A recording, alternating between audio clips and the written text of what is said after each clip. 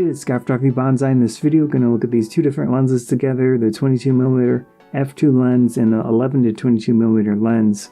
I took them out a few different times with a dual camera bracket and two M50 cameras to get a feel for how they're similar and how they're different. Basically give you an idea of which one might work best for you if you can't have both.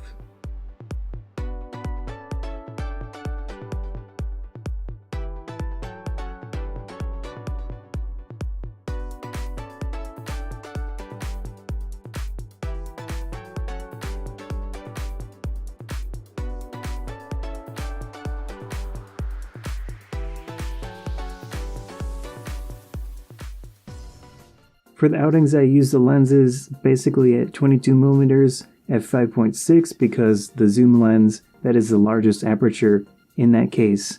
I also used the 22 at f2 and the 11-22 at 11mm f4, which is the widest for 11mm, as well as 5.6. So those were my main settings with the two different lenses to get a feel for how they work and which ones might be best based on the situation. Let's get started.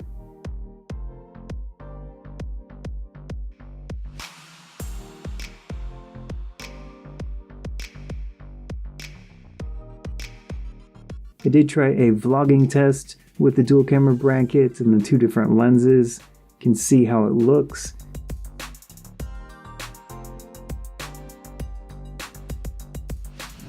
See how it works in a vlogging situation.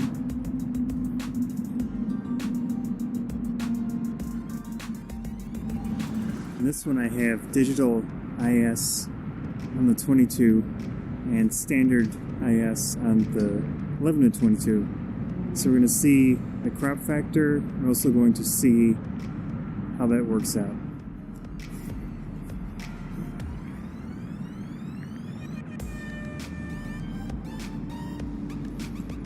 Challenge is getting that in frame when I can't see what's going on.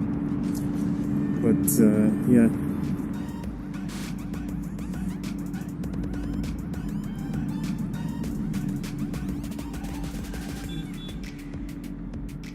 So a lot of different settings with the vlogging stuff. You can see 22 is pretty tight for vlogging, but it can work. And of course, optical image stabilization is very helpful in this situation. I also did a few basic tests with autofocus just on a tripod, the dual camera bracket, walked around, jumped around, moved around quite a bit to see how both lenses track in those situations.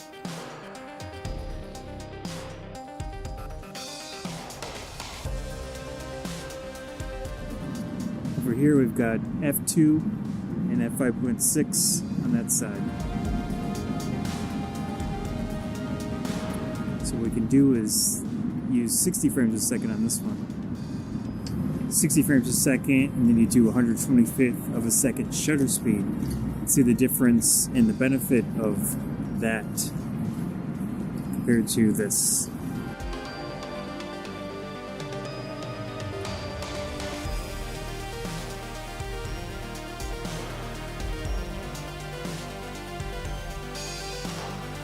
What we can do with this one is just a focal length to 11mm, and then we can access the f4 aperture. So we should be at 11mm. I'm not really sure. Can't see the screen if it's at f4 or 5.6. I can check that really quick. Now we're at f4 with the 11mm and f2 with the 22mm lens. Now we're in 4K mode. I have image stabilization disabled on there.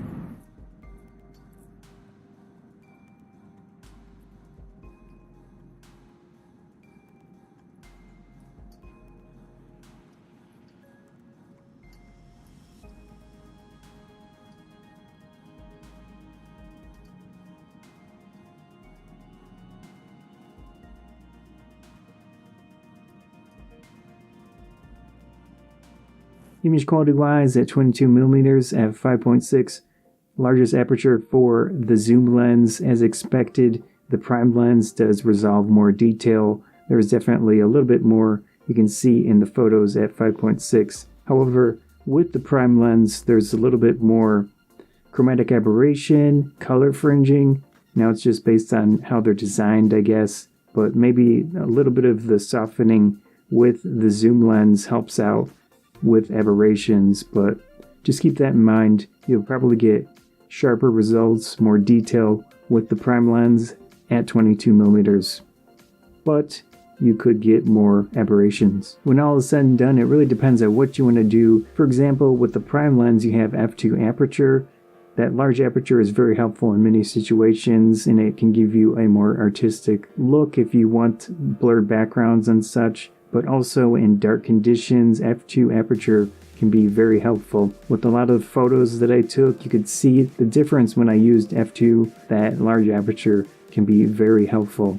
With the zoom lens, it also has a lot of benefits based on the situation. If you want some type of optical image stabilization, that's the lens you want to use. Vlogging situations, any type of video situation, that optical stabilization with the Canon stuff is very helpful because, at least at the moment, there is no in-body image stabilization. Of course, another big benefit of the zoom lens is that you can go to 11mm. That's very helpful in a lot of situations, again with the vlogging stuff, but if you just want a wider perspective, you want to get close to something and get that ultra-wide look. Now you do have the challenge of smaller apertures with the zoom lens. It can be difficult, but it's definitely manageable, especially with the stabilization. Size is also something to consider. Of course, both lenses are both very small as is, but the 22mm f2 lens is about half the size. If I had to pick one lens, I would go with the zoom lens in this case.